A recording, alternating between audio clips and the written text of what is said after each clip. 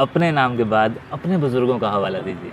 हाँ जी, मैं अनिल मल्होत्रा और मेरे पिता श्री पृथ्वीराज जी मल्होत्रा जी, और मेरे चाचा श्री दर्शन राज जी मल्होत्रा और मेरे दादा श्री स्वर्गीय ईश्वरदास जी मल्होत्रा जी, और मेरे दादाजी के भाई श्री हरिनारायण मल्होत्रा। मुल्तान के कहाँ बारे रहते में थे? बताता हूँ आपको, जैसा कि मैंने सुना है उनसे, हाँ, छोटे छोटे थे हम, तो वो बताते थे हमारे ग्रेट ग्रैंडफादर कि प्रहलादपुरी मुल्तान में एक जो स्थान है, स्थान अभी भी है। जहाँ पर भक्त प्रहलाद स्वयं प्रकट और जन्मे हैं और नरसिंह भगवान वहाँ प्रकट हुए हैं। जी, जी, प्रहलादपुरी के नाम से जो मंदिर हुआ करता था प्राचीन समय में, और सूर्य मंदिर जो विश्व का उस ज़माने में उससे बड़ा मंदिर आज तक न बना है, और वहीं उसके प्रहलादपुरी के पास में ही हमारे पुरखों का निवास हुआ करता था। अच्छा, और वो उस समय वहाँ पर बताते हैं कि सराफा, सोना और चांदी का जो सराफा होता है उसका कारोबार किया करता, और बहुत ही प्रतिष्ठित परिवार हुआ करता था वहाँ का। आपके परिवार के बारे में हल्का सा जिक्र किया जाए कुछ पुराने लोगों से, हाँ जी, तो किस नाम से पहचान की जाती थी उस दौर में? तो वो गणेश दास जी खन्ना ही थे जो भी थे हमारे, और सराफा सराफा के काम से जान पहचाने जाते थे, क्योंकि सारी कम्युनिटी जो मुल्तानी कम्युनिटी थी या मल्होत्रास थे, हमारे खन्नास थे जी, वो सब वहीं आसपास ही रहते थे, जी, आगे पीछे गलियों में, और पूरा परिवार कुटुंब एक ही हुआ करता था। और चूंकि बरसों से जन्मों से वहाँ रह रहे थे और वहीं के ओरिजिनल थे वो मुल्तान के, और इसलिए काफ़ी उनकी पहचान हुआ करती थी वहाँ। अब आज वहाँ पहचान वहाँ है या नहीं है, मकान वगैरह तो हमारे दादा बताते थे कि इस लोकेशन पे था, इस लोकेशन पे था, वो मुझे भी ध्यान नहीं है एक्चुअली, पर काफ़ी प्रतिष्ठित परिवार था। और प्रहलादपुरी में जाके सेवा करना, प्रहलाद नरसिंह भगवान के टेंपल में, सूर्य भगवान के टेंपल में जा करके, और काफ़ी कुछ यादें उन्होंने जो बताई वहाँ के इतिहास के बारे में रूबरू हमें कराया, जो हम अपने बच्चों को भी देंगे। मुल्तान फेमस क्यों है, मुल्तान क्या है, तो ये जानना जरूरी है एक्चुअली। मुल्तान का जहाँ तक हमें मेरे पेरेंट्स ने हमें बताया है कि मुल्तान का अगर अपभ्रंश किया जाए तो मुल्तान वर्ड नहीं है, इसका जो मूल नाम है वो है मूल स्थान। उस मूल स्थान से हो गया मुल्तान जी, हमारी लैंग्वेज के हिसाब से, कि यानी कि वहाँ पर मूल स्थान ये कि मनुष्य जीव की उत्पत्ति मुल्तान से मानते हैं, ठीक है, कि मनुष्य की उत्पत्ति यहीं से हुई है और मनुष्य का जन्म यहीं हुआ है, और इसलिए ये मूल स्थान है मानव जाति का, और सबसे पवित्र धरती है। बड़े बड़े महापुरुषों ने वहाँ जन्म लिया है, अपनी देह भी त्यागी है वहाँ पर, तो वो भी एक महत्व है उसका। और सूर्य की कर्क रेखा से उसका संबंध है, भौगोलिक भी, इसलिए बहुत मायने रखता है मुल्तान सबसे। और सबसे ज़्यादा आक्रमण झेले गए हैं वहाँ पर। बिल्कुल, सबसे बड़ी बात यह है कि महाराजा रणजीत सिंह जी जो हमारे लिए उदाहरण है, हमारे दादाजी बताते थे कि एक समय में जब मुगलों का आक्रमण हुआ तो महाराजा रणजीत सिंह जी ने कहा कि महिलाएं, बुजुर्ग और बीमार और बच्चे केवल घर रह जाएं, और जितने भी युवा हैं वो मेरे फौज में आ जाएं लड़ने के लिए।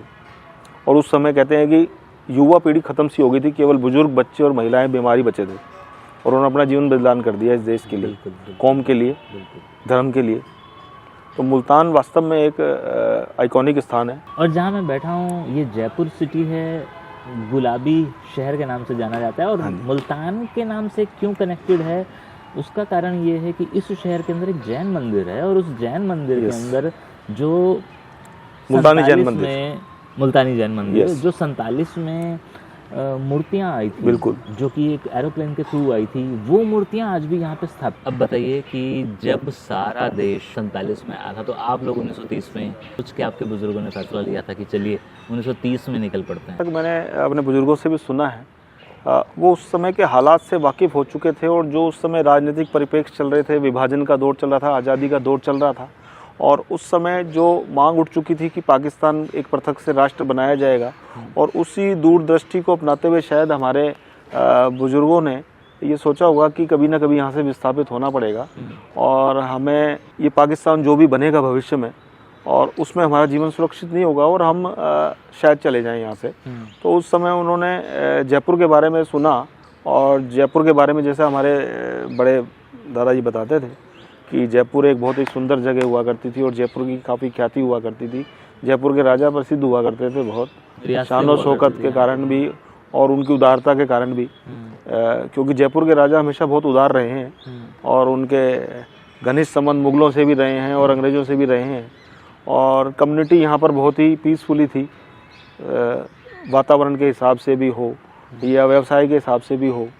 तो ये सोच करके वो सीधा जयपुर चले आए, कि जयपुर एक अच्छी जगह होगी, और जयपुर आकर के उन्होंने कुछ अपने व्यापार की संभावनाएं तलाशी और फिर उनको अच्छा लगा तो वो फिर पूरे परिवार को, अपने बच्चों को समेत पूरे कुटुंब परिवार के साथ जयपुर में शिफ्ट हो गए। तो उन्होंने यहाँ पर साबुन की फैक्ट्री लगाने की सोची और एक अच्छी प्लानिंग के साथ उन्होंने उस ज़माने में एक शुद्ध साबुन जो वनस्पति तेलों से बना हुआ, वो उन्होंने एक आइडिया लिया और यहाँ पर जयपुर में सर्वप्रथम, मैं ये कह सकता हूँ कि राजस्थान में, जैसा वो बताते हैं, हिंदू सोप वर्क्स के नाम से एक साबुन की फैक्ट्री जयपुर शहर के मुख्य बाजार त्रिपोलिया बाजार में तारकेश्वर जी मंदिर के सामने लोहा मंडी की गली में और साबुन का कारखाना लगाया।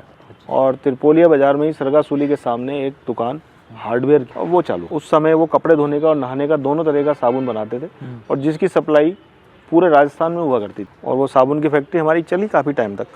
अच्छा, आज नहीं है? आज नहीं है। वो सब यही सोच के जयपुर आए कि भाई ये परिवार एक हमारा जयपुर में है, मल्होत्रा परिवार तो बैठा है जी, बैठा है। तो वो सोच के सीधा फ्रीक्वेंटली हो गए जयपुर आए। और अब बातें करते हुए क्या एहसास हो रहा है कि एक बार मुल्तान देख लिया जाए?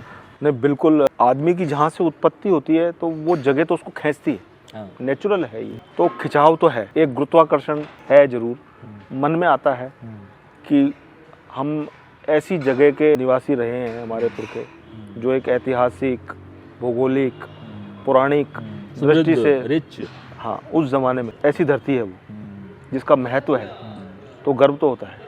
कई बार हमारे, बोलना नहीं चाहिए मुझे, पर कई बार दोस्त यार जो होते हैं ऑफिस वगैरह के अंदर, तो वो कई बार ऐसे बोल देते हैं कि तुम माइग्रेंट हो, क्या हो, तुम्हारा राजस्थान का क्या है। तो मुझे आ जाता है गुस्सा।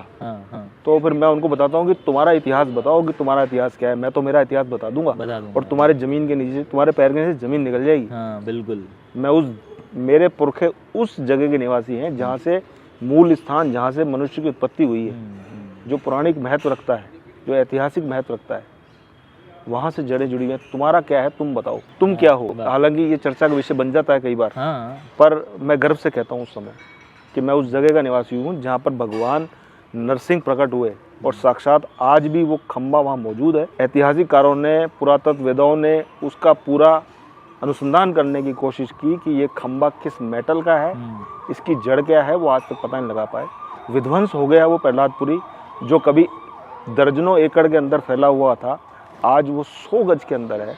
या फेसबुक पे उस जगह को देखते हैं तो आत्मा रोती है। जो हमारे को हमने सुना है कि कई एकड़ के अंदर प्रहलादपुरी हुआ करती थी, वो भव्य मंदिर हुआ करता था, वो सूर्य मंदिर हुआ करता था, कोणार्क मंदिर। उस जमाने के अंदर 5000 साल पहले जिस इमारत को बनाया गया, उससे बड़ी इमारत आज तक नहीं बनी। इतने खंभों के ऊपर, विशाल खंभों के ऊपर इतना बड़ा वो हॉल, जो आज तक कोई दूसरा आर्किटेक्ट बना नहीं पाया। वो मंदिर जिसमें भगवान नरसिंह स्वयं विष्णु प्रकट हुए, हालांकि कोई मानने को तैयार नहीं होता कि 5000 साल, पर वो फैक्ट है कि वो मंदिर 5000 साल से अधिक पुराना है। और आज वो 100 गज के अंदर समेट दिया गया। बहुत ही इतना विनाश हुआ है। कम से कम ऐसी ऐतिहासिक धरोहर को संजो कर रखना चाहिए कि आपस में विवाद हो सकते हैं, पर कुछ भी हो सकते हैं, पर धार्मिक स्थलों के साथ इस प्रकार छेड़छाड़ होना और ऐतिहासिक धरोहरों के साथ, ये बहुत दुखदायी, बहुत दुख होता है मुल्तान के बारे में सुन के। मुल्तान आखिर मुल्तान है।